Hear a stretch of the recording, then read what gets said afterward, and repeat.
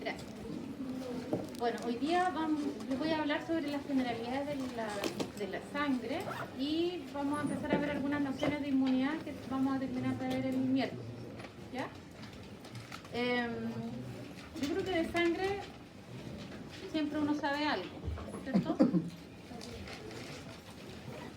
Cuéntenme qué saben de la sangre ustedes. Transporta nutrientes. Transporta, sí, nutrientes, oxígeno. Es una de sus funciones, muy importante. No la única, pero sí importante.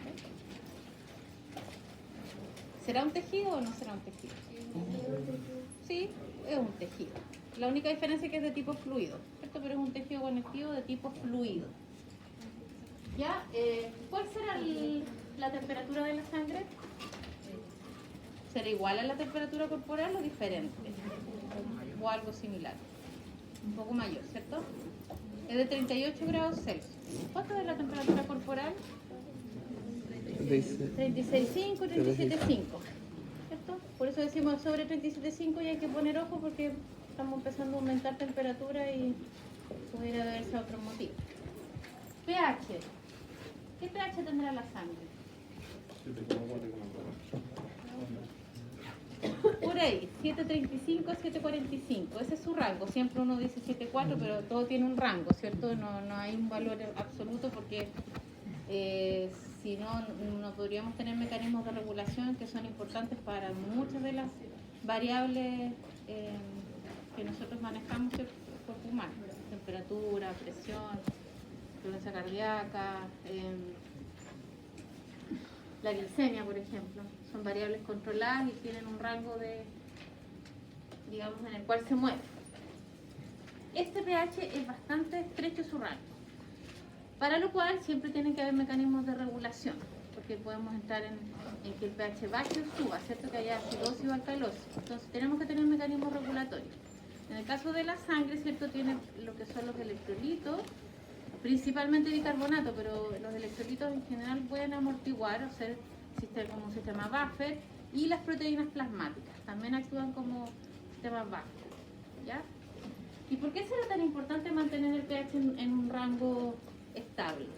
¿Qué podría pasar si no? Pero estamos hablando de lo que circula en la sangre.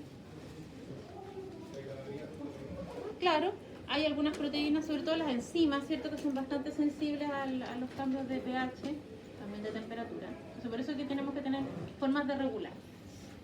En cuanto al color y a la oxigenación, ¿hay diferencias?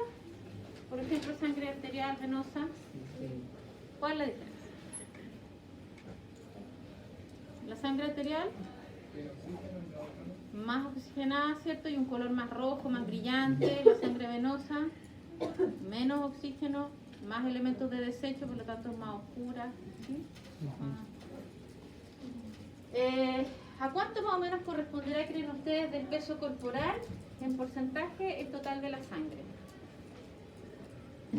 que circula por nuestras venas arteriales? A ver, ¿alguna idea? Así como una aprox. ¿No? Ni siquiera así por tirar un número. ¿Ah? No le escucho, perdón. ¿Cómo fue la pregunta? ¿A qué porcentaje del peso corporal cree usted que corresponde el volumen de sangre que... ¿Perdón? 8. Ya, ¿lo buscó? ¿Lo buscó ahí o no? Sí, un 8%. En algunos libros dice 7, pero en realidad casi la mayoría apunta a 8%. Así que cada uno puede sacar cuánto es el volumen de sangre que corre por sus venas, arterias. La densidad de la sangre, tenemos que la densidad de la sangre total es de 1.050, ¿cierto? Y si nosotros solamente sacamos la densidad del plasma, que es la porción líquida de la sangre, sería menor, de 1.030. La diferencia entre estos dos está dada por los glóbulos rojos que contiene la sangre total. Que como estamos hablando que tenemos millones de glóbulos rojos, entonces es lo que le da más densidad a la sangre. ¿Ya? Ahora, estos son dos conceptos, sobre todo el de hematocrito, que yo me imagino que alguna vez lo han escuchado, ¿no? el concepto o la palabra hematocrito? ¿Alguna vez han hecho un examen de sangre en hemograma? ¿Han mirado el hemograma? Lo primero que parte el hemograma es el hematocrito, ¿cierto? ¿Y qué será el hematocrito? ¿O para qué creen que podría ser importante el hematocrito? ¿Alguna idea? También hay una idea ¿no? Cantidad de células en la sangre. ¿De qué célula específicamente? Glóbulos rojos. Glóbulo rojo, que dicho sea de paso, no es una célula propiamente tal, es un elemento figurado, le llamamos, porque como no tiene núcleo, entonces bajo esa definición no es una célula. Pero podemos decirle células entre nosotros, pero si somos bien estrictos, es un elemento figurado. El hematocrito corresponde al volumen en porcentaje que ocupan los glóbulos rojos en el total del volumen sanguíneo. Eso es el hematocrito. Y la diferencia, que es la porción líquida, que es el plasma, vendría a ser el plasmacrito, que no es un concepto que se usa demasiado, se usa más el del hematocrito, ¿ya? Ahora, ¿cuáles son las funciones de la sangre desde el punto de vista celular? Porque transporta elementos figurados y células.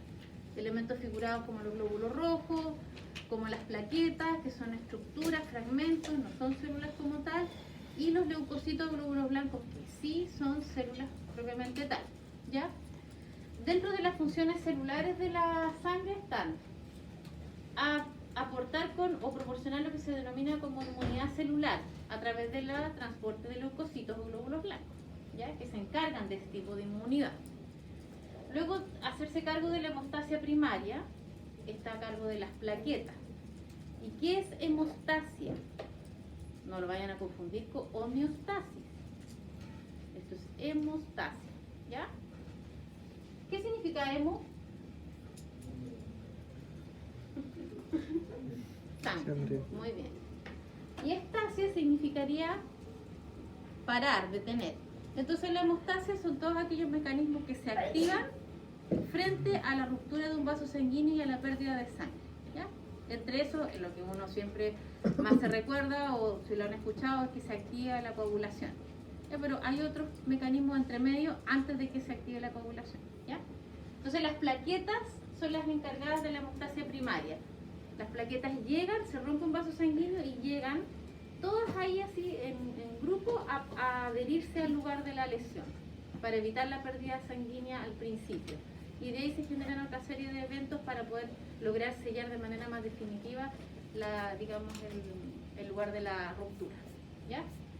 Transportar gases, ¿cierto?, a través de los glóbulos rojos. Reparar lesiones a través de factores de crecimiento que se secretan a partir de algunos tipos celulares como los leucocitos o de estructuras como las plaquetas. Y además distribuye células madre. En caso de lo que son otras funciones que son plasmáticas de la sangre, está el transporte principalmente, como por ahí alguien me lo mencionó, de nutrientes, iones, ahí están los aniones, cationes, desechos. ¿Qué tipo de desechos? Por ejemplo, ¿qué tipo de desecho transporta nuestra sangre? CO2. Ya, CO2, ¿cierto? ¿Y otro? ¿Algún desecho producto del Lactato. Ácido láctico, lactato, ¿cierto? Producto de él, contracción muscular, ácido úrico, creatinina, creatina, nitrógeno ureico, todos esos son desechos, ¿ya? Y se transportan a través de la sangre. Y los eliminamos, ¿cierto? La mayor parte de ellos se elimina a través de la orina, y el CO2 no, porque se lo exhalamos, ¿cierto?, cuando estamos en el proceso de respiración. Otros elementos que se transportan son los anticuerpos y el complemento. ¿Alguno conoce los anticuerpos o ha escuchado hablar de ellos? Son más conocidos que el complemento. ¿No el ¿Sí? sistema inmune? Exacto, son parte del sistema inmune, pero de lo que se conoce como respuesta inmune de tipo humoral. Ahí funcionan los anticuerpos, después vamos a ir viendo aquí. Pero hoy día que están tan más en boga, siempre son importantes y han estado, pero hoy día con el tema de la pandemia, las vacunas, ¿qué es lo que nos ayudan a generar? Anticuerpos. ¿Y qué son los anticuerpos? Proteínas, muy bien. Pero proteínas que hacen qué? Quiero saber más o menos qué es lo que han visto, escuchado, leído, por eso les Combatir enfermedades. Claro, combatir enfermedades o elementos extraños o patógenos, ¿ya? Y los anticuerpos en el fondo son unas estructuras proteicas que se unen a un elemento extraño porque tienen una parte de esta proteína que se fija a elementos extraños, ¿ya? Y de esa manera después bloqueamos infecciones principalmente.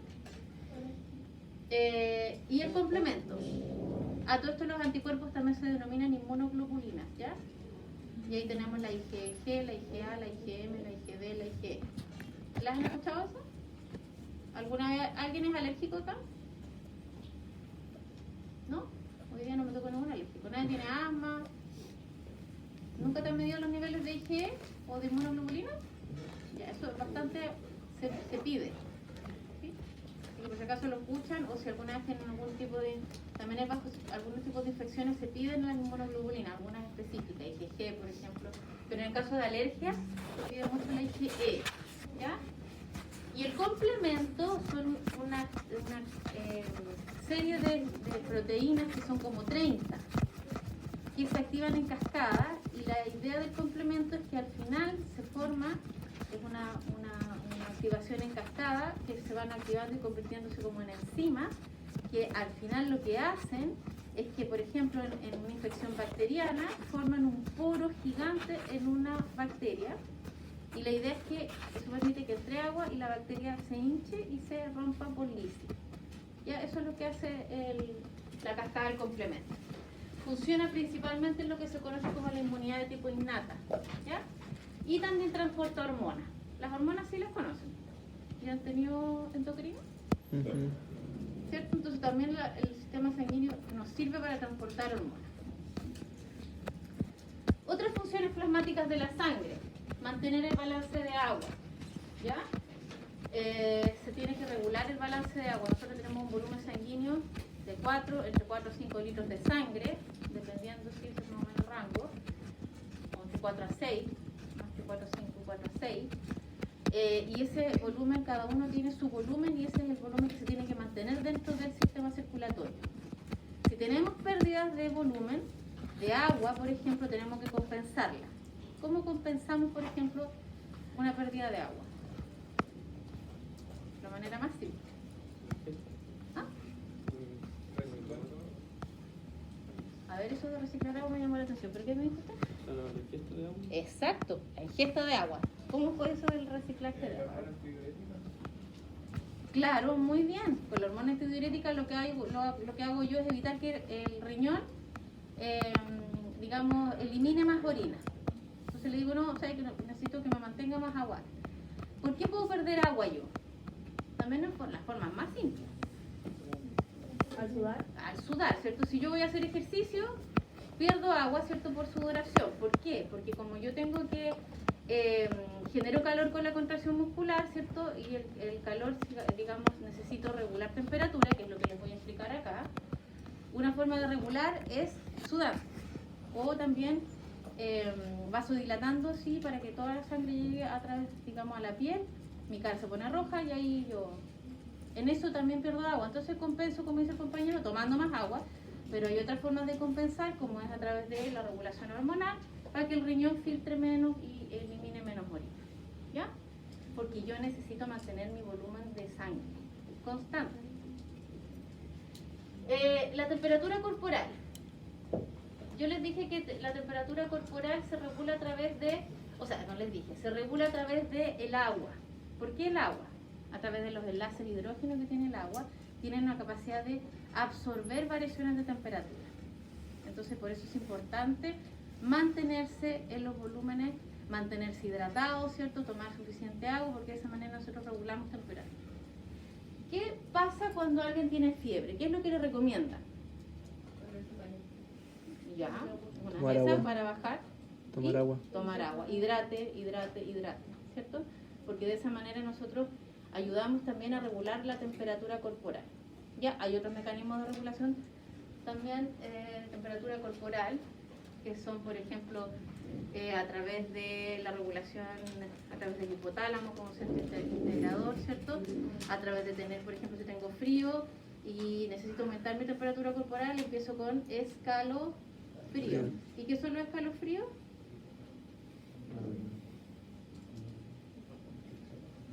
¿Pero hablen más fuerte? ¿Qué son los escalofríos? ¿Qué son? ¿Son? Exacto, contracciones musculares para generar ¿qué cosa? Calor, ¿ya? Todas esas son, digamos, formas en las que nosotros tenemos de regular, ¿cierto? Si es que hace frío. Si es que hace calor, sudorando, ¿cierto? Más, transpirando, también generando vasodilatación para perder. Toda la idea es que mantengamos nuestra temperatura en los rangos normales. Balance ácido-base.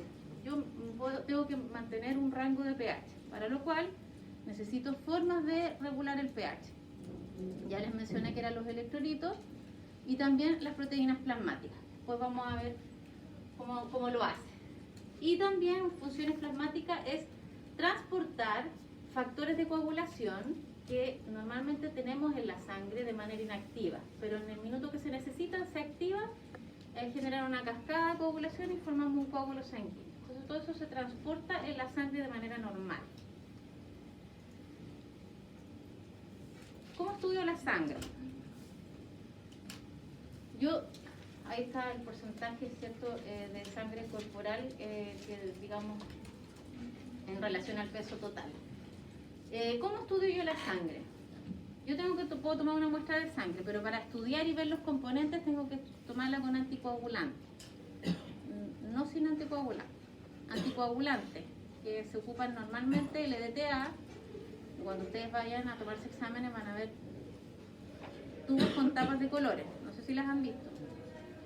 La morada es el EDTA o lila. Luego también puedo tomarlo con citrato de sodio, que ese se ocupa normalmente para pedir pruebas de coagulación, es uno de tapa celeste. Y si yo no quiero tomar muestras de sangre sin anticoagulante, también lo puedo hacer para estudiar ciertas cosas, eso se toma son con tapa roja. Pero si yo quiero estudiar los componentes o la sangre, lo tomo con anticoagulante, tomo una muestra de sangre venosa idealmente, la centrifugo, ¿cierto? En una centrífuga. Me separa los componentes y lo que tengo acá al fondo es los elementos formados o elementos figurados, que son los glóbulos rojos. No sé si se alcanza a ver ahí una capa media blanquecina, que es la capa de leucocitos y plaquetas. Y acá arriba, esta porción líquida de tono amarillo claro es el plasma. En términos bien generales, así como un promedio, se dice que esto de acá, que sería el hematocrito en el fondo, es de 45%, pero eso es como un valor estándar promedio. Nosotros tenemos rangos de hematocrito que son diferentes entre hombres y mujeres, ¿ya? Después vamos bueno, esa clase creo que la tienen con la profesora Villanueva, pero adelantando, la diferencia está en el hecho de que la formación de glóbulos rojos está, se necesitan, digamos, elementos que promuevan la eritropoyesis o formación de glóbulos rojos, y uno de esos es la testosterona. Entonces, como hay mayor cantidad de testosterona en los hombres, para tener mayor número de glóbulos rojos, de hematocrito y de hemoglobina. ¿Ya? Si yo estudio el plasma está compuesto en su mayor porcentaje por agua, un 7% por proteínas plasmáticas, de las cuales yo tengo albúminas en un mayor porcentaje, globulinas en un 38%, y dentro de las globulinas tengo las alfa-1 globulinas, las alfa-2 globulinas, las beta-globulinas, las gamma-globulinas. Y el fibrinógeno y la protrombina, que son factores de la coagulación.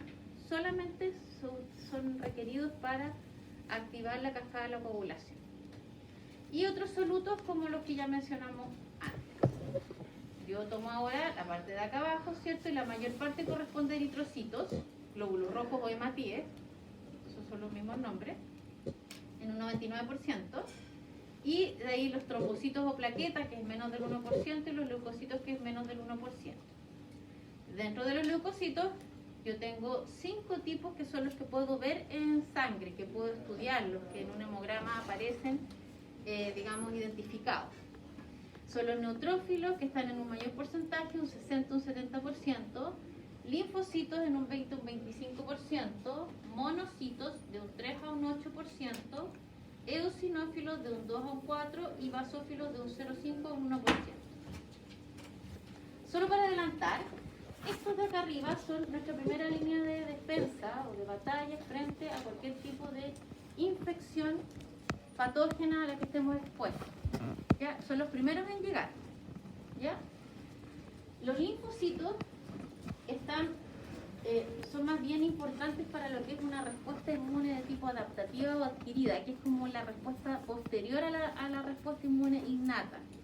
Esa respuesta es un tipo de respuesta que es muy necesaria porque es una respuesta que tiene memoria, entre otras cosas.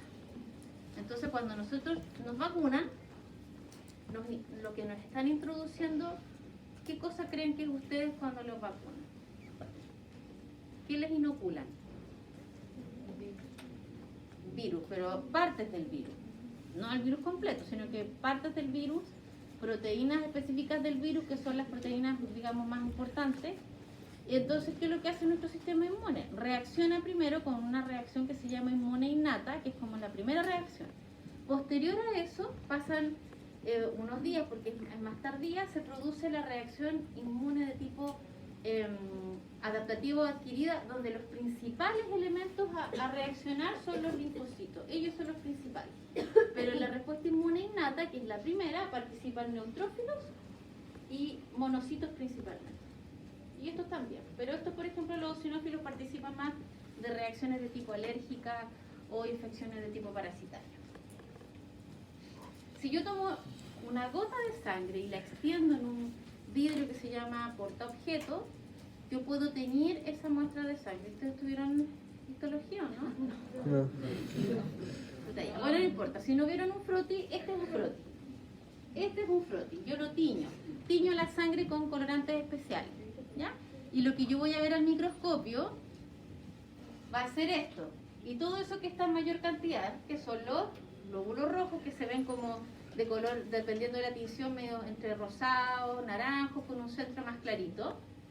Entre medio unos corpúsculos pequeños de tono medio violeta, lila, que son las plaquetas, ¿ya? Acá. Estos que son más grandes son los leucocitos, que en este caso los que tenemos acá son neutrófilos, y este sería un monocito. ¿Ya? Así se ve la sangre al microscopio. Y si yo la veo a microscopía electrónica, que es una microscopía de mayor aumento, se ven así se ven. Un glóbulo rojo, un glóbulo blanco y las plaquetas que incluso tienen como una especie de bracitos, así con las cuales se pueden adherir o pegar a la superficie. ¿Ya? Número circulante. Eritrocitos en términos generales, aquí no estoy separando entre hombres y mujeres, en términos generales entre 4 a 6 millones por milímetro cúbico. Los leucocitos entre 4.000 a 11.000 por milímetro cúbico y plaquetas entre 150.000 a 400.000 por milímetro cúbico. Esos son los rangos normales acá digamos, en los laboratorios en general en Chile. Ya pueden haber variaciones en otros países, sí, de acuerdo incluso cuando en la clase que vean con la profesora Villanueva seguramente les va a mencionar que si yo vivo a altura, por ejemplo, sobre el nivel del mar altiplano, van a haber variaciones en cuanto al hematocrito. En el caso de los leucocitos, si yo tengo valores por sobre los 11.000, yo voy a hablar de que hay leucocitosis. Si yo tengo valores por debajo de los 4.000, yo voy a hablar que hay leucopenia, ya que son términos que ustedes el día de mañana van a escuchar. ¿Ya? Que son ¿Leuco qué? Leucopenia. Ah. Leucopenia por bajo de los 4.000, leucocitosis por sobre los 11.000. Entonces, cuando hay leucocitosis, yo pongo ojo, digo, aquí hay un proceso inflamatorio, un proceso infeccioso o ambos.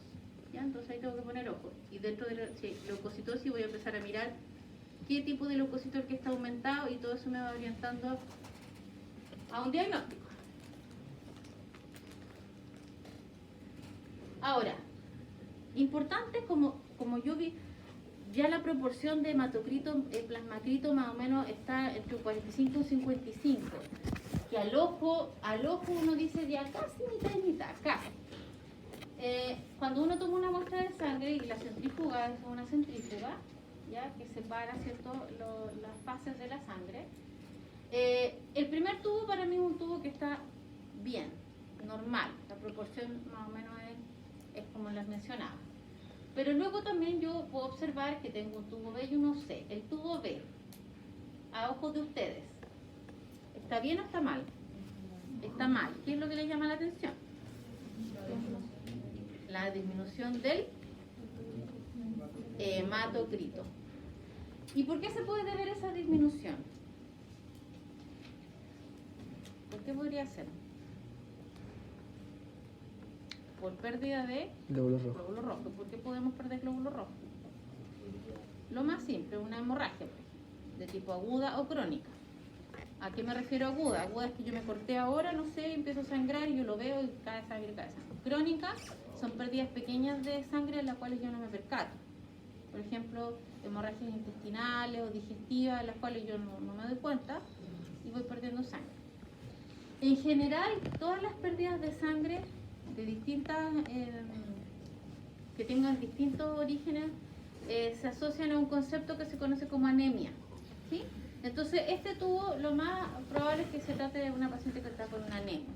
¿De qué tipo de anemia? Bueno, eso hay que hacer estudios para ver cuál podría ser el. Y incluye la anemia por pérdida de sangre como de hemorragia.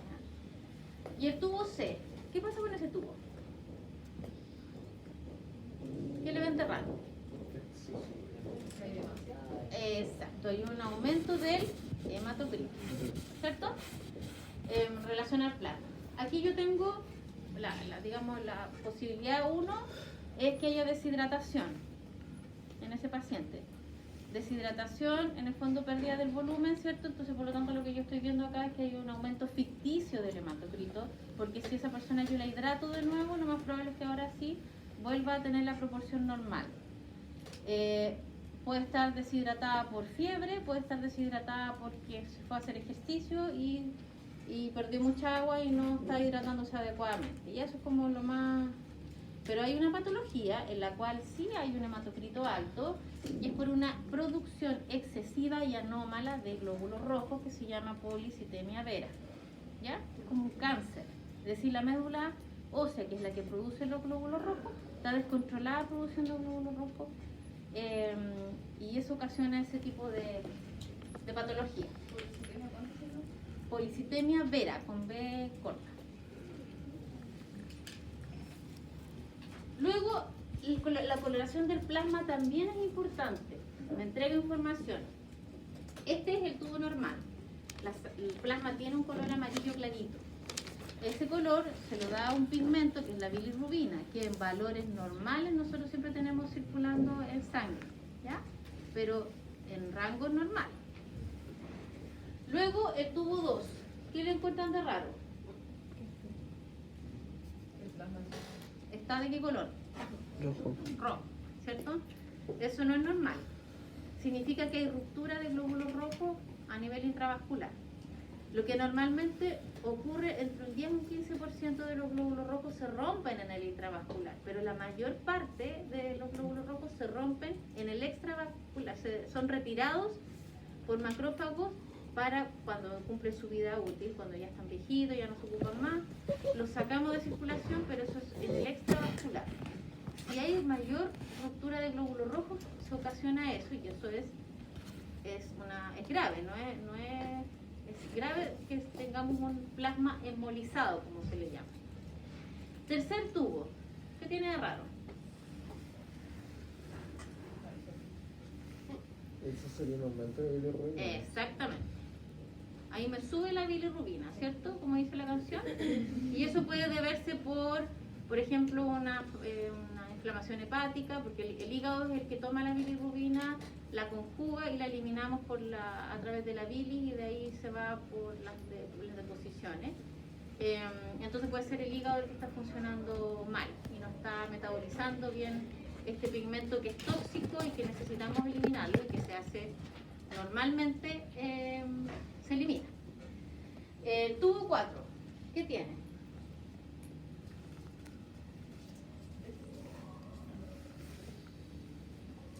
Descríbame cómo ve el tubo 4. ¿Qué le parece de raro? turbio. Muy bien. ¿Qué más? Blanco, sí, aquí se ve como por el contraste, pero lo que se debería ver más blanco. Turbio, blanco. Acumulación de lípido. ¿Ya? Ese es un plasma que está cargadito el lípido. ¿Ya? Que si yo me como un almuerzo así como bien contundente y pasa un rato, unas 2 horas, y me voy a tomar una muestra de sangre 2 o 3 horas después, lo más probable es que mi plasma esté así, porque se están moviendo los lípidos, ¿cierto? Que tengo que ahora guardarlos en sus respectivos lugares de almacenamiento. Pero si yo, después de en la noche, hacer un ayuno, cuando ustedes se van a hacer exámenes, ¿qué le dicen? Ayuno. Ten ayuna, sobre todo para medir perfiles lipídicos o bioquímicos. Si yo después de estar en la noche en ayunas 8 a 10 horas me voy y me tomo una muestra de sangre y mi tubo me sale así, entonces ahí tengo un problema. Tengo un exceso de lípido y eso hay que ponerlo. ¿Me iba a preguntar algo? ¿Los lípidos no tienden a irse hacia arriba? En este caso, es que esto está acá arriba. Pero así una capa, díganme exactamente. Sí, o sea, de hecho sí se va a ver un poco más arriba, porque por ejemplo aquí se ve un poquito más, pero en el fondo se va a ver mayormente todo el plasma turbio, porque en el fondo esto es como arriba, y usted podría ver un poquito más gruesa acá arriba, pero en general es como bien turbio, lechoso. Así se denomina un tubo lechoso, blanco. Ya, acá arriba. Si yo tomo una muestra con anticoagulante, lo que obtengo es plasma y acá abajo los glóbulos rojos y la capa leucocítica.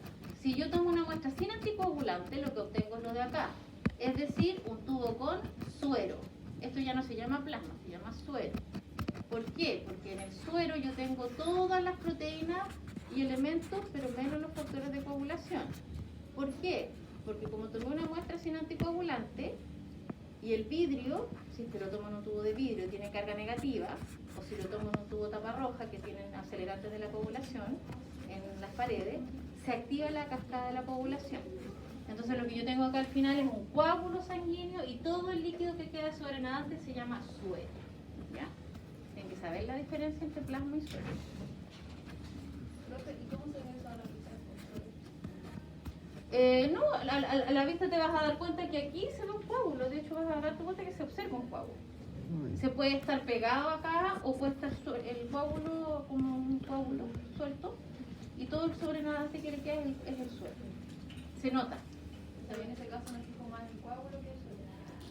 O sea, es que vas a ver que el coágulo, entonces tú vas a ver que esta es una muestra que se tomó sin anticoagulante, por lo tanto el líquido que queda es el suero. En cambio acá yo no lo voy a ver así porque voy a ver clarita las dos fases y entre medio incluso se logra ver esa capa leucocítica. ¿Ya? Que es un tono blanquecino, grisáceo. Ya. Otro importante componente de la sangre son las proteínas plasmáticas, que yo les mencioné, ¿cierto? Que están las albúminas, las globulinas, fibrinógenos, protrombinas. En términos generales se mide la concentración de proteínas totales, está entre 6,6 a 8,8 gramos por decilitro de sangre o por cada 100 ml de sangre. La síntesis de la mayor cantidad de las proteínas plasmáticas es hepática. ¿Ya? ¿Hay proteínas que se sintetizan en otros tejidos? Sí, pero la gran mayoría de las proteínas plasmáticas la síntesis es hepática, ¿ya? Exceptuando un grupo que de ahí les voy a mencionar quién lo sintetiza. La principal función que tienen las proteínas plasmáticas en torno a la circulación sanguínea es que mantienen la presión oncótica o coloidosmótica. ¿Ya tuvieron cardiovascular? Ahí les deben haber pasado lo que era la presión oncótica o coloidosmótica. Eso seguro que sí. ¿Se acuerdan o no? ¿No? Las fuerzas de Starling. ¿No se acuerdan? Ya, ahí vamos a pasar. Hay unas diapos que hacen un recordatorio de eso. ¿Y por qué es importante recordarlo también? Porque una cosa es que uno lo recuerde, pero lo recuerde asociado a por qué es importante tenerlo en mente y no que sea simplemente una palabra, una frase. La presión oncótica es la presión que ejercen las proteínas plasmáticas dentro de los vasos sanguíneos. Es como la fuerza que logra mantener la sangre dentro de los vasos sanguíneos. ¿Ya? Y es de 25 milímetros de mercurio. Luego yo puedo también estudiar las proteínas en base a separarlas en base a la masa molecular y al punto isoeléctrico, ya que es el punto en el cual se mueve según el pH que hay en el medio que estoy ocupando para separar. Esa es la electroforesis. Exacto, a través de la electroforesis de proteínas, ¿ya? Ese es el mecanismo por el cual yo las puedo estudiar. Normalmente no es que se estudie habitualmente, sino que para situaciones bastante específicas hay algunas patologías en las que yo necesito ver el perfil de proteína. Lo que sí normalmente yo hago es medirlas como un total, proteínas plasmáticas, y eso con un perfil bioquímico, si alguno se ha hecho, sale proteínas plasmáticas, albúmina, porque la albúmina también es importante saber su concentración específica. La capacidad amortiguadora de las proteínas plasmáticas está dada por qué. Las proteínas tienen dos extremos, el amino terminal y el carboxilo terminal. Cada uno de sus extremos tienen carga. El carboxilo tiene carga negativa, el amino tiene carga positiva. Entonces, si yo tengo variación en el pH, ¿en qué se traduce el que haya una disminución del pH? ¿Qué ion está aumentado? ¿La concentración de qué está aumentado? ¿De? Cuando baja el pH, pH ácido, ¿qué significa? Aumento el sodio. Exacto, de hidrógeno o protones, no hidroxilo, el hidroxilo es OH, estos son los protones solitos. Está aumentado. Cuando yo digo que tengo un pH ácido, significa que yo tengo aumentada la concentración de protones. Y si yo tengo aumentada la concentración de protones, ¿qué carga tiene los protones? Ya. ¿Hacia qué extremo de la proteína se va a unir?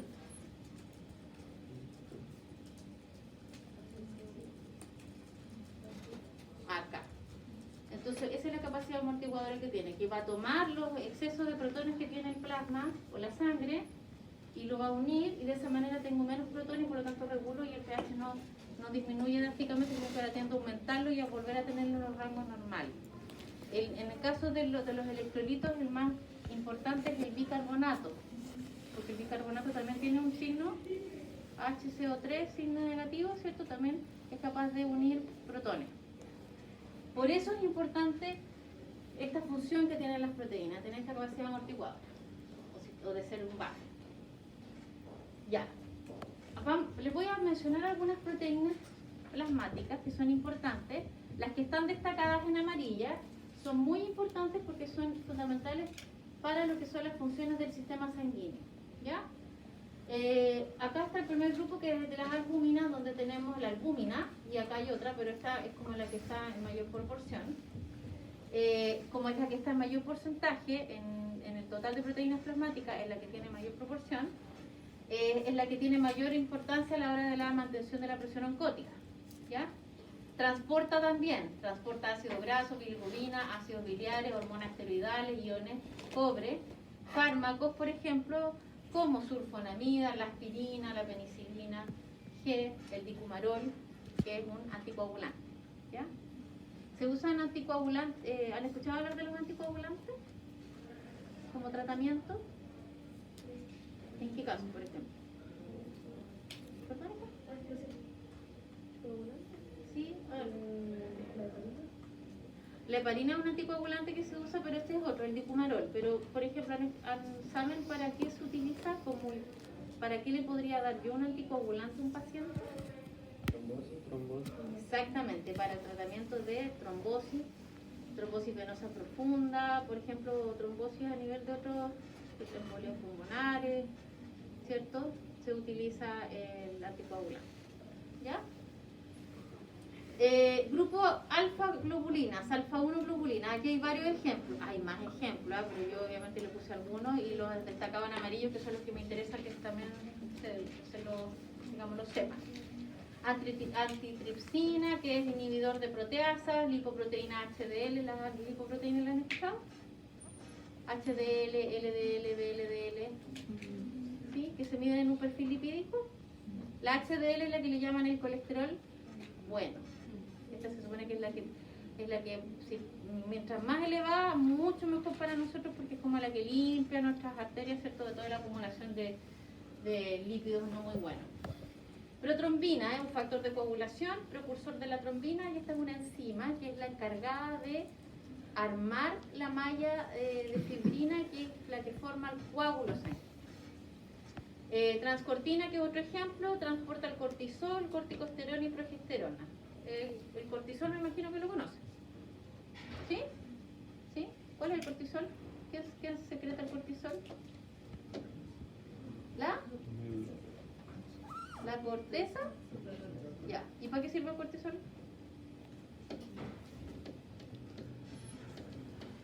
¿Sirve de algo o no sirve de algo? Para el estrés. La hormona del... Pobrecita, le ponen la hormona del estrés, entonces al final como que tiene un título medio como de mala, así o malo. No, la verdad es que el cortisol es importante para lo que significa la supervivencia, la sobrevivencia. La evolución del hombre sin cortisol no hubiera sido posible porque nos permite estos mecanismos de lucha o huida, ¿cierto? Que nos permite sobrevivir.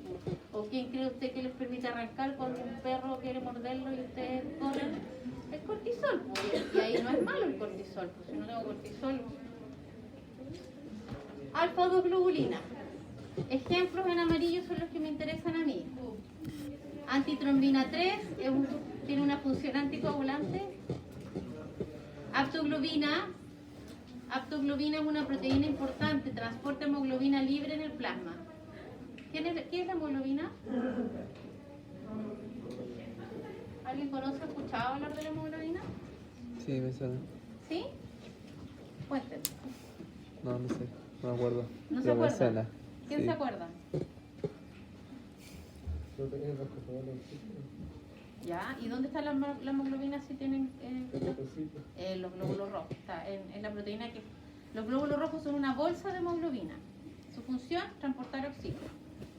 Entonces, ¿qué pasa? ¿Se acuerdan que vimos el tubo que estaba con color rojo? Y yo les dije, aquí es porque hay una mayor hemólisis intravascular de glóbulos rojos. Cuestión que no es normal. Como normalmente hay un pequeño porcentaje de glóbulos rojos que se rompen dentro de los vasos sanguíneos, tengo que tener proteínas que me ayuden a agarrar todos los componentes del glóbulo rojo y a moverlos porque no pueden estar circulando. Una de esas es la aptoglobina, que transporta la hemoglobina libre en el plasma. ¿Por qué la hemoglobina podría ser dañina si yo no la tomo? Como la uno a esta aptoglobina y la llevo al hígado para su posterior catabolismo. ¿Por qué podría ser perjudicial? Podría ser perjudicial porque esta proteína libre podría llegar a los riñones y a los riñones entrar en capilares muy pequeños, muy finos y bloquear capilares renales y provocar una insuficiencia renal.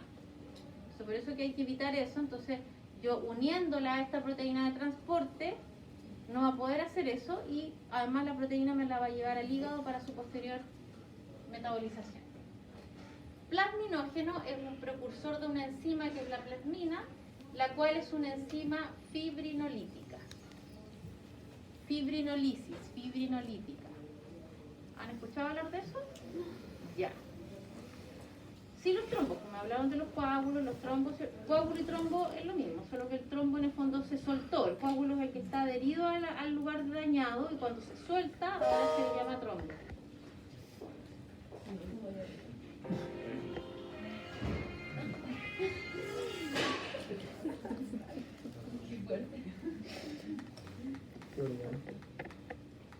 Ya. Después de esa alarma. ¿Era una alarma o una llamada? Llamada. Dígale que llame después porque estamos en clase. Ya.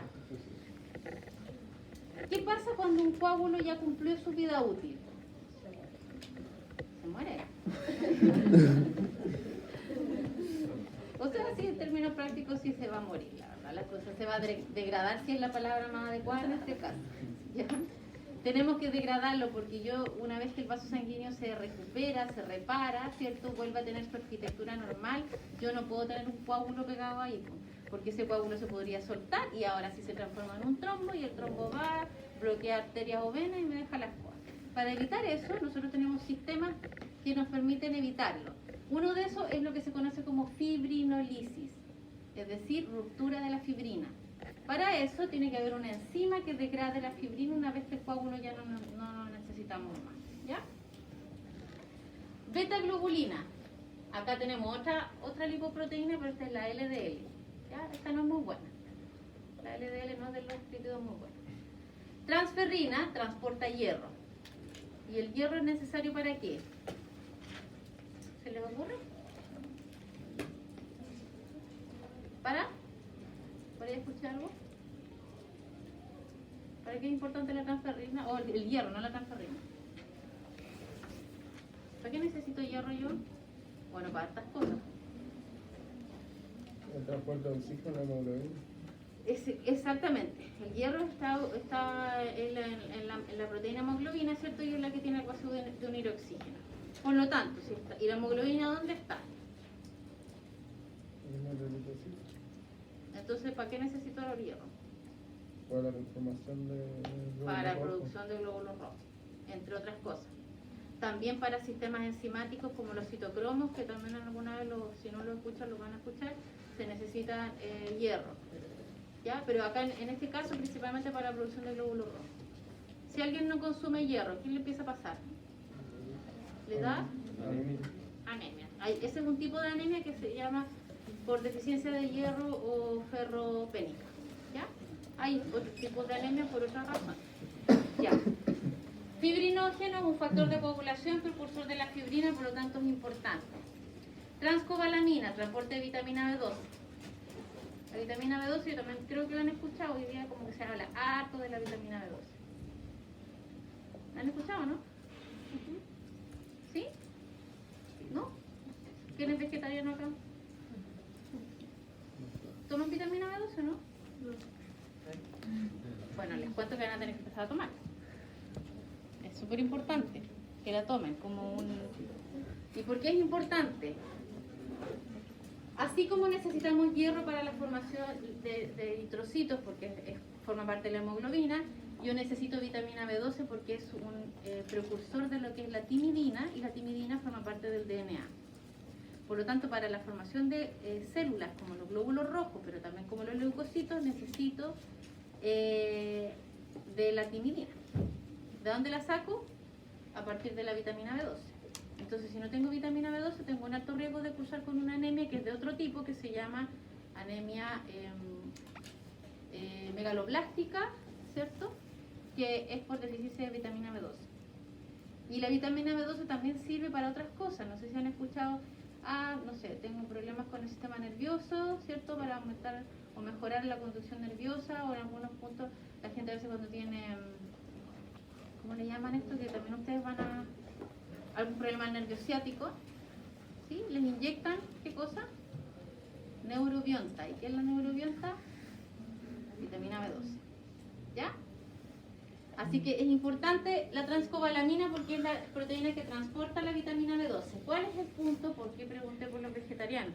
La mayor cantidad de vitamina B12 se obtiene de productos derivados de la carne. De algunos elementos no derivados de la carne sí, pero a veces no es tan eficiente la absorción a nivel intestinal, por eso que debemos suplementar.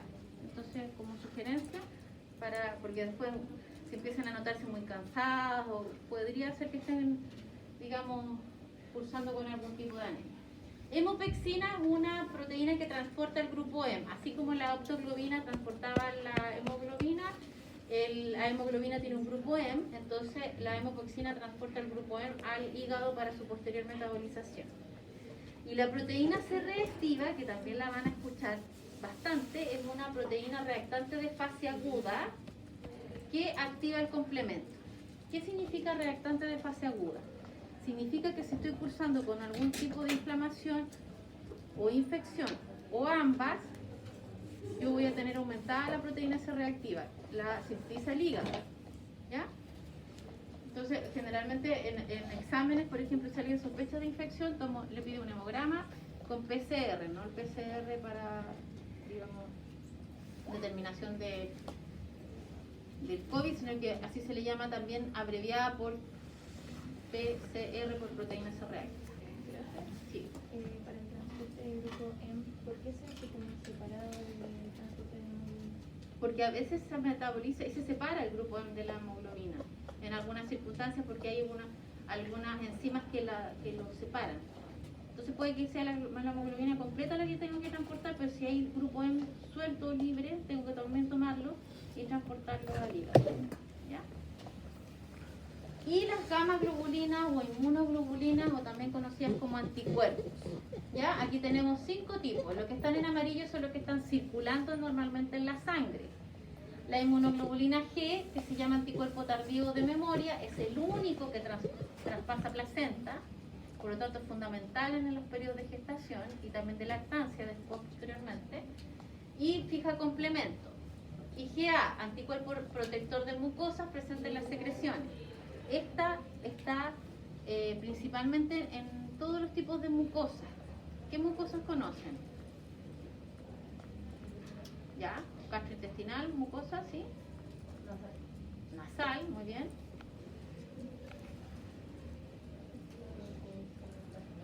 Geniturinaria se llama. Tenemos mucosa respiratoria, ¿no? Mucosa bronquial, también va a estar ahí. Así que en todas las partes donde en la mucosa bucal también, nasal, bucal, hay una gran cantidad de IgA porque es el anticuerpo que nos protege de la entrada de elementos extraños o patógenos a través de esas vías. Entonces si entra algo extraño, ese anticuerpo lo toma, lo bloquea, ¿ya? Y lo eliminamos. IgM, anticuerpo temprano, así se lo denomina, fija complemento. IgD, la verdad es que no se conoce muy bien su función, está en muy baja concentración y más bien se le ha visto como que funcionara como un tipo de receptor a nivel de la membrana de los linfocitos B. IgE, anticuerpo que media respuesta alérgica y antiparasitaria. Por eso les preguntaba, porque a veces cuando uno tiene que hacer diagnóstico de asma, se pide IgE, entre otras cosas, también de otro análisis, o cuando hay infecciones por parásitos. ¿Han escuchado hablar de los parásitos? ¿Sí? Los parásitos, ¿cierto?, son elementos patógenos, como que pueden ser incluso desde células como amebas, hasta elementos como más grandes como los platelmintos, que son gusanos, ¿ya? Hoy día se ven menos infecciones parasitarias, pero igual todavía existen. Ya, acá llegamos al punto que yo estoy segura que tienen que haberse los pasados. ¿Se los pasaron o no? Sí. ¿Se acordaron ahora? Ya. Intercambio de líquido entre capilares y tejido. Yo se los paso en relación a la importancia que tienen las proteínas plasmáticas con respecto a esto, ¿ya? Normalmente, ¿cierto?, nosotros tenemos un sistema circulatorio que es semipermeable, es decir, tenemos que dejar que salgan cosas para que lleguen a los tejidos, nutrientes, oxígeno, ¿cierto?, hormonas, etcétera, ¿ya? Pero también necesito retirar todos los elementos que son de desecho. Entonces no puedo tener un sistema que sea impermeable, porque no podría, tampoco que sea totalmente permeable, tiene que ser un poco selectivo, sino que todo tendería a salir. ¿Cómo regulo eso? ¿Qué presiones hay dentro de los vasos sanguíneos? La presión oncótica, que es o coloidosmótica, que es de las proteínas plasmáticas. ¿Y qué otra presión? ¿Cómo se llama la presión del agua? Hidrostática. Esas son las dos presiones. Entonces yo necesito, como yo les dije, tener la capacidad de poder filtrar hacia los tejidos y también la de absorber desde los tejidos todos los elementos que ya que necesito retirar de ahí. ¿Cómo sucede eso? Si se fijan, acá hay una formulita, ¿cierto?, donde tenemos las presiones del líquido afuera, las presiones del líquido adentro. La presión oncótica es de 25 milímetros de mercurio y eso no es modificable ni en el extremo venular o de venas, ni en el extremo arterial. Siempre se mantiene, 25. Luego se mantiene en 1, el que está acá, que es la presión hidrostática del líquido intersticial, que es el que rodea la célula. Siempre en 1. Luego 0 en 0, que es el que está acá, que es la presión coloidosmótica del líquido intersticial. Se mantiene también en 0. ¿Qué es lo que varía según esa fórmula? Si lo observan. La presión hidrostática. En la parte arterial es 37, por lo tanto yo hago el despeje y me queda como 11. Es decir, una fuerza neta de 11 milímetros de mercurio, lo que hace que salga todo. ¿Sí? El agua, los nutrientes y todos los elementos importantes. En cambio acá, ¿qué es lo que sucede con la presión hidrostática? Es más baja, 17. Por lo tanto yo hago el despeje y mi fuerza neta es negativa, es decir, todo, como va a haber menor presión acá adentro, todo va a tender a ingresar al intravascular. ¿Ya? Y es así como se produce la filtración y la absorción tan necesaria para poder alimentar a nuestro tejido de todos los elementos que requieran, como sacar todos los elementos de desecho. Entonces, respóndanme esa pregunta. ¿Cuál sería la importancia de las proteínas plasmáticas en relación a lo que les acabo de mencionar?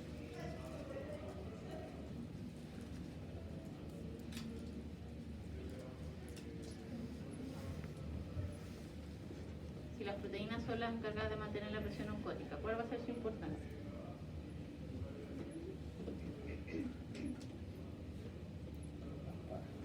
Cuéntame un poco. A ver, hagamos deducción. ¿Qué va a pasar?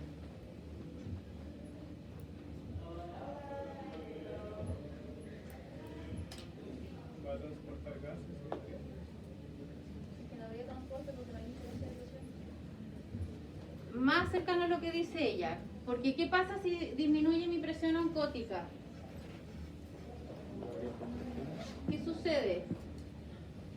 Sobre todo allá. Si yo tuviera, en vez de 25, tuviera 15, ¿qué va a pasar?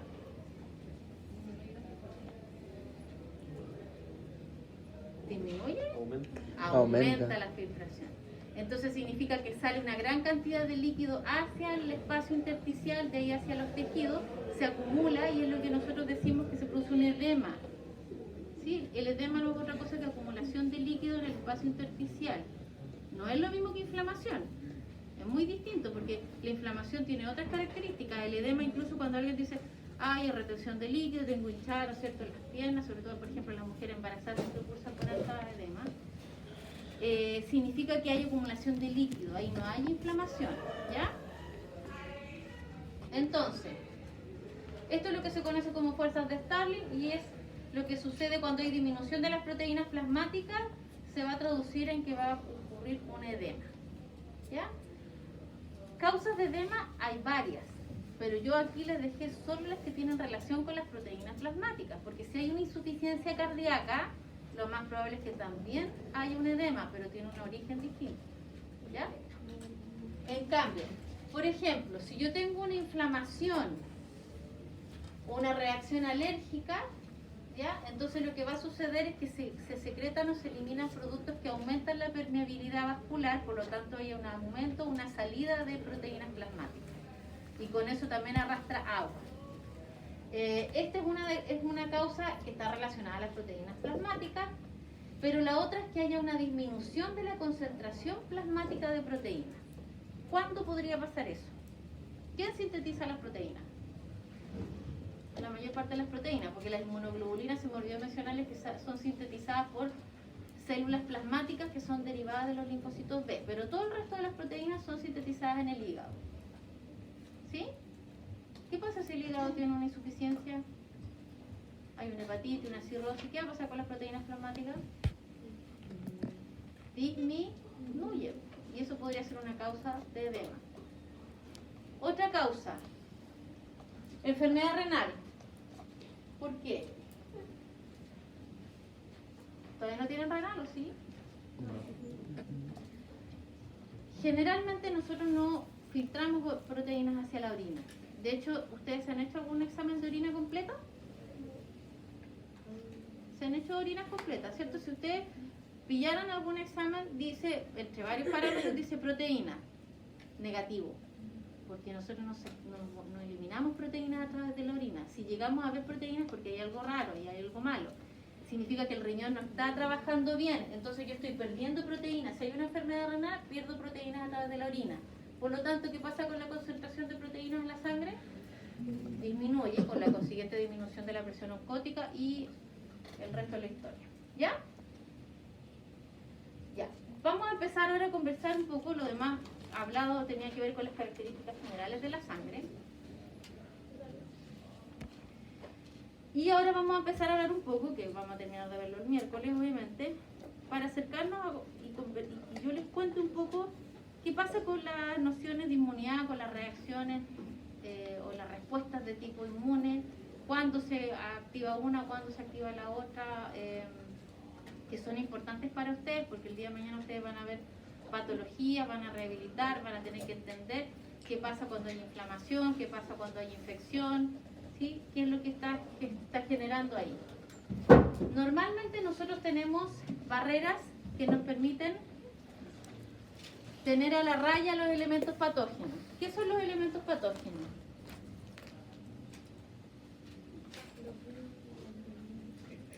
¿Cómo lo definirían ustedes?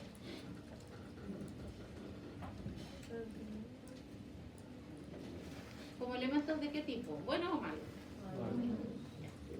Elementos patógenos en general son todos aquellos elementos extraños, ¿cierto?, que van a activar nuestra respuesta inmune. Pero nosotros tenemos barreras que antes nos protegen y evitan que esos elementos extraños ingresen. Son barreras físicas, químicas, mecánicas, como la piel, que es una barrera. ¿De qué tipo sería la piel? Física. Las lágrimas. ¿De qué tipo de barrera sería? Mecánica. No. O sea, sí tiene razón un poco, entre química y mecánica, porque química por la composición y mecánica por el arrastre que hace cuando uno empieza a lagrimear. El moco sería más bien mecánica. Porque la mucosidad nasal, por ejemplo, lo que hace es que atrapa y quedan ahí como pegados, ¿cierto?, todos los elementos extraños que después uno los elimina, ¿cierto?, cuando uno se suena la nariz, por ejemplo. Ácido gástrico, ¿qué tipo de barrera sería? Química. El pH, los cilios, mecánicos, ¿cierto?, porque los cilios se mueven, entonces cualquier cosa extraña que ingresa al aparato respiratorio empezamos a toser, ¿cierto?, porque los cilios empiezan a mover hacia afuera. Ahora, si los patógenos evaden cualquier tipo, todas estas barreras, ¿cierto?, son, digamos, atravesadas por estos elementos patógenos, se va a producir una respuesta inmunitaria inmediata que tiene 4 pasos básicos: la detección e identificación del elemento patógeno extraño, la comunicación con otras células inmunitarias para presentar una respuesta inmunitaria organizada, el reclutamiento de ayuda y coordinación de la respuesta entre todos los participantes y la destrucción o la supresión del elemento extraño. No siempre es posible destruir el elemento extraño o infeccioso, que dicho sea de paso, acá arriba aparece un ejemplo: virus, bacterias, protozoos, hongos. ¿Ya? No siempre se puede suprimir. Acá están las barreras también físicas, mecánicas y químicas, ¿cierto?, que también están, digamos, descritas para que las chequen. Ahora, para llevar a cabo una respuesta inmune necesitamos de elementos fundamentales que son los leucocitos o glóbulos blancos. Y dentro de eso nosotros tenemos que se subdividen en granulocitos y agranulocitos. Granulocitos porque tienen granulaciones en su citoplasma, como los neutrófilos, que es el que está en A, en C el basófilo, en D el eosinófilo, y acá una célula que se encuentra en los tejidos que se llama mastocito. ¿Ya? No es parte de las células sanguíneas, pero yo lo coloco acá para que lo conozcan, porque es importante en las reacciones inflamatorias y en las respuestas inmunes. La mayor cantidad que tenemos es de neutrófilos, ¿cierto? Le siguen dentro de los granulocitos, estamos hablando. Eosinófilos y basófilos, que casi no hay poquitos. De hecho, yo en un hemograma puede que hayan o no hayan, no me parece, no va a ser nada malo si es que no me aparecen los basófilos. Luego los agranulocitos, porque no tienen granulaciones aparentes en el citoplasma. Acá están los linfocitos, acá están monocitos. El segundo mayor número de células blancas o leucocitos son los linfocitos, y de esto también le siguen los monocitos. Los monocitos son los que una vez que salen de circulación sanguínea y llegan al tejido se transforman en macrófagos. Macrófago yo creo que pueden haberlo escuchado alguna vez, ¿o no? ¿No? ¿Macrófago? Bueno, se originan a partir de los monocitos. Y otras células importantes para la respuesta inmune son las células dendríticas o células presentadoras de antígenos, ¿ya? Y las células plasmáticas, que son derivadas de los linfocitos B y que son las productoras de anticuerpos o inmunoglobulinas, ¿ya? Estas son fundamentales, las células presentadoras de antígenos, porque son las que hacen el puente entre la respuesta inmune innata y la respuesta inmune adaptativa. Si no están estas células, no se genera la respuesta inmune adaptativa. ¿Ya? Ellas son las que se encargan de presentarle un elemento extraño o patógeno a las demás células sanguíneas y en este caso principalmente a los linfocitos. Perdón. Características de los neutrófilos o polimorfonucleares, también llamados porque tienen un núcleo multilobulado. Son fagocitos. ¿Qué significa que sean fagocitos? ¿Alguien lo ha escuchado? Exactamente. Comen, engullen, se le llaman fagocitos. ¿Ya? Tiene una vida media de 6 a 8 horas, un tamaño de 12 a 15 milímetros, eliminados en el hígado y el vaso una vez que cumple su vida útil. Es la población más abundante de leucocitos que intervienen en las primeras fases de respuesta inflamatoria. Por eso les dije, la primera línea de defensa, ellos son los primeros en llegar. Un núcleo segmentado con 3 a 5 lóbulos, una vía de obtención de energía para poder funcionar, de tipo glucolítica anaeróbica, significa que utilizan glucosa. Posee gránulos específicos que tienen enzimas como lisosima, elastasa, colagenasa y otros gránulos que se denominan azurófilos que son lisosomas. ¿Se acuerdan qué son los lisosomas? ¿Biología celular tuvieron? Organela. ¿Y qué hacían esas organelas? Tienen una gran cantidad de enzimas, proteolítica, hidrolítica y además elementos que son especies reactivas de oxígeno, por ejemplo, que son para degradar elementos. Y sustancias microbicidas que podría agruparse en lo que se conoce como especies reactivas de oxígeno, que se denominan defensinas en su conjunto. Ya. Importante.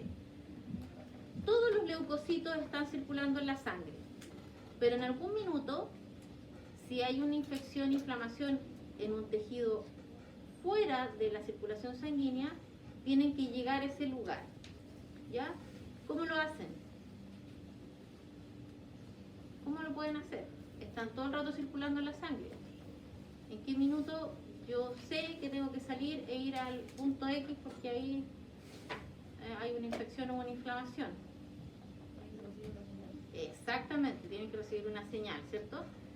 ¿Cómo reciben una señal? En términos bien generales, en esta primera diapo, para que vayamos introduciendo, ¿no? Esto está ejemplificado con un neutrófilo, pero esto es para cualquier tipo de leucocito. Todos tienen la capacidad de infiltrar hacia los tejidos, ¿ya? Lo primero que se produce es la marginación, porque yo acá afuera, en el tejido, tengo una infección por bacterias, por dar un ejemplo, y estas generan unas moléculas que son quimiotractantes, y entonces el endotelio, que es la capa que está acá, ¿cierto?, que recubre los vasos sanguíneos, se activa. Y entonces es como que se pone una etiqueta y como que empieza a llamar a los neutrófilos y se marginan. Se marginan, luego empiezan a rodar por sobre el endotelio, lo que se conoce como rodamiento o rolling. Luego que empiezan a rodar se produce la adherencia. Y luego que se produce la adherencia se produce la migración, es decir, entre dos células endoteliales se produce como una apertura donde pasa un glóbulo blanco y empieza a moverse por diapedesi, es decir, empieza a caminar así por diapedesi hasta llegar atraído por quimiotaxis hacia el lugar de la infección o en este caso para poder fagocitar las bacterias y eliminar el reservorio de la infección. ¿Ya? Eso es en términos generales. Para lo cual se necesitan unas proteínas que se denominan selectinas y otras que se denominan integrinas, que es lo que vamos a ver acá. Entonces, ¿qué sucede en los tejidos normalmente? Nosotros tenemos macrófagos.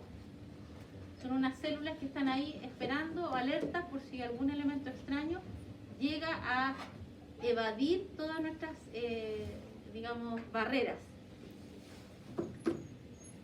Este macrófago que fagocita, es como que llegaron ahí, empieza a fagocitar lo extraño que pueda haber ahí, empieza a secretar unas moléculas que se denominan citocinas proinflamatorias, dentro de las cuales está la interleuquina 1 y lo que se conoce como TNF o factor de necrosis tumoral. ¿Ya? son moléculas proinflamatorias, es decir, en cualquier minuto que haya una inflamación o infección empiezan a producirse y a liberarse. Estas se ubican acá en el endotelio, que está acá la célula, tiene varias como receptores en el fondo, que lo que hace es como mostrar, ¿cierto? Entonces estas citocinas se colocan acá, se denomina quimiosina porque en el fondo son quimioatrayentes, y esta es como mi etiqueta, mi bandera. Hey, aquí estoy yo, esa, y los glóbulos blancos observan la etiqueta, se acercan y como estas glóbulos blancos tienen lo que se conocen como unos ligandos para selectina, y además el endotelio tiene esa selectina, lo que hace es que al atraerla, al llegar, esta se fija a esa selectina. ¿Ya? Este ligando se fija a la selectina. El problema es que no es una unión fuerte, es una unión más bien débil.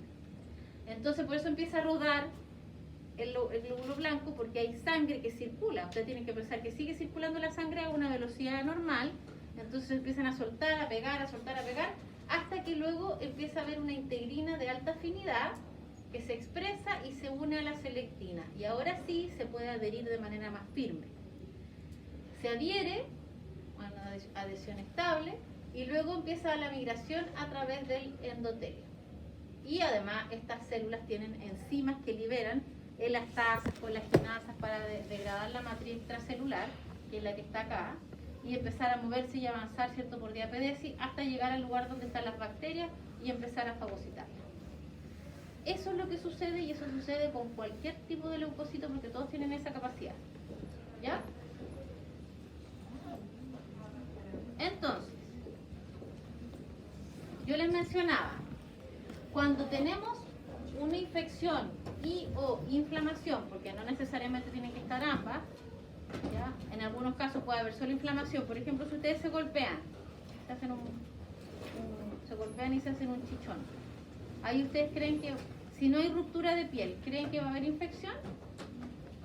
Pero sí va a haber inflamación. Ahora, si yo me hago una herida, es decir, se rompe la piel, ahí lo más probable es que también haya una infección. ¿Se entienden las diferencias? Ya. Si tengo cualquiera, una u otra, o ambas, lo que yo les decía, que los primeros en llegar son los neutrófilos. En las primeras 6 horas, los primeros que llegan, y llegan en una gran cantidad, por eso se forma este pic, son los neutrófilos, pero bajan rápidamente. Y los que empiezan a llegar después lentamente son los monocitos, que después se van a transformar en macrófagos. Acá, empiezan lentamente a llegar y ya se produce el pic máximo como a las 18 horas. ¿Ya? Y también empiezan a bajar. Y los últimos en ir infiltrando el tejido son los linfocitos T, que empiezan lentamente a llegar, y por eso que son los últimos en participar de esta respuesta. ¿Ya? Ahora, ¿qué sucede acá? Fíjense ustedes, tengo la piel, se rompe, una herida, entran bacterias. Puede ser que yo antes haya tenido contacto con esa bacteria, entonces voy a tener células B o linfocitos B que se van a diferenciar a células plasmáticas y van a producir anticuerpos contra ese elemento extraño, y empiezan a recubrirlo de anticuerpos, lo que se conoce como opsonización. ¿Y qué pasa cuando yo recubro de anticuerpos este elemento extraño? Yo lo hago más apetecible para los fagocitos, los neutrófilos que están llegando o los macrófagos que están ahí ya en el tejido. Y empiezo a fagocitar lo que es lo que se ve acá. Otra cosa que también sucede es que como están envueltos en inmunoglobulina, los mastocitos, ¿se acuerdan que les mencioné mastocitos en una diapo antes? Porque los mastocitos van a recibir, ellos tienen como receptores para estos anticuerpos, los detectan y liberan el contenido que tienen dentro de los mastocitos, que son granulaciones, y dentro de ese contenido hay varias moléculas, pero la más importante es la histamina. ¿La histamina la han escuchado? ¿Sí? Sí, yo creo que la han escuchado. Pero han escuchado antihistamínico. ¿Alguien ha tomado antihistamínico? ¿Para qué toma? Para la alergia, ¿cierto? La histamina, en el fondo lo que usted toma es para evitar que la histamina ejerza su función. Se libera histamina. ¿Qué tiene la histamina de interesante o de importante? La histamina aumenta la permeabilidad vascular. ¿Qué significa acá? Que en el fondo las células endoteliales están todas juntitas y se libera histamina y esto provoca que se separen unas de otras. Entonces, ¿qué significa? Que por todos esos poros entre medio empiezan a llegar leucocitos al sitio de la infección y también empiezan a llegar proteínas que se van a infiltrar, ¿cierto? También se infiltra agua. Entonces, generalmente si yo tengo una infección en la piel, ¿qué empiezan ustedes? Me golpeo, por ejemplo. ¿Qué empiezan a notar ustedes que se empieza a formar? Ostras. Aumenta el volumen, ¿o no? Porque se está produciendo una salida entre neutrófilos que van a empezar a degradar la tejido muerto, pero además empieza a salir agua, proteína y se produce edema. ¿Qué más se produce? Cuando ustedes tienen inflamado, ¿qué más observan? Dolor. ¿Perdón? Enrojecimiento, dolor, enrojecimiento. La temperatura sube igual. Aumento de la temperatura. Todo eso, porque lo que se está generando es esto. Es toda una respuesta, ¿ya? Que es una respuesta inflamatoria, en la cual el aumento de volumen está dado porque como aumentó la permeabilidad vascular, porque se liberó histamina, lo que hace es que empieza a salir todo el líquido o lo que está acá adentro del intravascular sale acá afuera y eso es lo que provoca el aumento de volumen, ¿ya? Lo mismo acá. Se empieza a liberar del contenido de los mastocitos que tiene histamina y también tiene otras aminas. Puede haber serotonina también, que también es un vasodilatador. Acá se empiezan a liberar otras interleuquinas, aparte de las proinflamatorias, está la interleuquina 8, que también es un factor también que se denomina quimiotáctico, que significa que en el fondo se libera este factor químico y empiezan a salir un montón de células sanguíneas desde el leucocitos, desde el intravascular para llegar al sitio donde se está produciendo la infección y combatir la infección, ¿ya? Eliminar la infección. Monocitos macrófagos. Estas son células que cuando están en circulación sanguínea se llaman monocitos. Una vez que salen al tejido se diferencian a macrófagos. Y también son fagocitos. Son leucocitas con una vida media un poco mayor que los neutrófilos. Se transforman en macrófagos y se transforman en fagocitos, por lo tanto en los tejidos. Son las células efectoras dominantes durante la última etapa de la respuesta inflamatoria, ¿ya? Son las células encargadas como de resolver o terminar con el proceso inflamatorio. Es un fagocito más eficiente que los neutrófilos. ¿En qué sentido?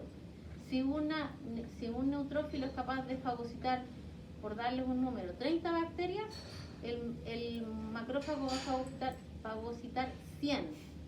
La otra diferencia, cuando fagocita, extruye el material degradado, es decir, lo tira para afuera de la célula y sigue funcionando. El neutrófilo, una vez que se activa y fagocita, entra en apoptosis. ¿Qué es la apoptosis? Muerte celular. Por lo tanto, por eso que cuando ustedes tienen alguna herida y se inflama y todo, ¿qué empieza a aparecer de repente? Un líquido amarillo, ¿cómo se llama? Pus. Esos son puros neutrófilos muertos, células muertas, toda una mezcla. ¿Ya? Lo otro que es importante, que también es una célula presentadora de antígeno, igual que las células dendríticas. Significa que cuando comió el elemento extraño, partecitas de ese elemento extraño lo puede poner en su membrana plasmática y se lo va a presentar a los linfocitos. ¿Ya? Forma parte de este sistema que se llama monocítico macrofágico, también llamado retículo endotelial. En algunos libros así aparece, que es como su nombre antiguo. ¿Qué es este? Es decir, por ejemplo, los osteoclastos en el hueso serían derivados de los monocitos. Los macrófagos alveolares digamos, en los alveolos también serían derivados de los monocitos. La microglia a nivel del sistema nervioso central también sería derivado de los monocitos. Las células de Langerhans en la piel. Los macrófagos de la pulpa blanca, la pulpa roja a nivel del vaso. Y esto es lo último que les voy a explicar para que de ahí ya se vayan a descansar. La fagocitosis es un proceso que llevan a cabo tanto los neutrófilos como los macrófagos, ¿sí? ¿Cómo se lleva a cabo? Normalmente los elementos patógenos tienen lo que se conoce como un patrón reconocible de ciertas proteínas que son comunes a muchos tipos de patógenos. ¿Ya? Aquí yo no puedo identificar, esta es una bacteria A, esta es una bacteria B, no. La bacteria A, B o C tienen el mismo patrón. Y ese patrón lo reconocen receptores de los fagocitos. Y lo que hacen es que lo detectan, engloban este elemento extraño y forman lo que se conoce como un fagosoma. Es una vacuola que envuelve el elemento extraño. ¿Y qué tenemos en los fagocitos? Tenemos lisosomas. Luego de eso se fusiona el lisosoma con el fagosoma y se produce un fagolisosoma. Y el fagolisosoma lo que hace es que vierte las enzimas proteolíticas, hidrolíticas, las especies reactivas de oxígeno y destruyen el elemento extraño o patógeno que fue fagocitado previamente por el macrófago o por el neutrófilo. Lo otro que hace el macrófago, que es una célula presentadora de antígeno, es que pedacitos del elemento patógeno, que se denominan fragmentos antigénicos, los coloca en unas proteínas receptoras de membrana que se denominan CMH2 o también complejo mayor de histocompatibilidad tipo 2. Ahora, este macrófago viaja hacia los lugares donde va a encontrarse con linfocitos tipo T o B que son vírgenes y le va a mostrar estos elementos extraños, le va a presentar los elementos patógenos. ¿Ya? Por eso que son muy importantes las células presentadoras de antígenos para que después se pueda producir la siguiente tipo de respuesta, que es la inmunitaria de tipo adaptativa o activa. Y aparte de los contenidos enzimáticos o defensinas que tienen los lisosomas, también tienen estos tipos de especies reactivas de oxígeno, que son oxidantes fuertes, como el anión superóxido, el peróxido de hidrógeno o el anión hipoclorito. Entonces, cuando los lisosomas se fusionan con el fagosoma, liberan tienen este contenido acá, y este contenido también oxida y degrada los elementos patógenos, ¿ya? Que fueron fagocitados previamente. Ese es el sistema en el cual nosotros eliminamos elementos patógenos extraños desde la respuesta inmune de tipo innata, que es esta, la primera tipo de respuesta que se genera cuando nosotros tenemos exposición a un elemento patógeno o infeccioso. Y de ahí se va a producir la segunda parte de la respuesta, que es la que vamos a ver el miércoles. ¿Ya? ¿Alguna duda, pregunta, consulta? ¿No? Ya. Nos vemos el miércoles entonces.